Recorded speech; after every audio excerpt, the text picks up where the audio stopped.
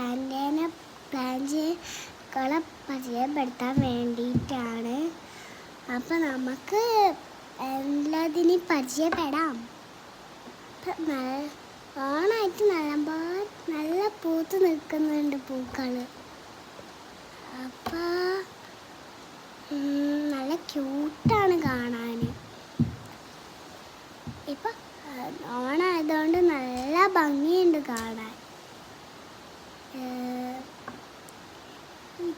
ഇതും പൂത്ത് നിൽക്കുന്നുണ്ട്. എല്ലാ പൂക്കളും നല്ല പൂത്ത് നിൽക്കുന്നുണ്ട് ഓണായിട്ട്.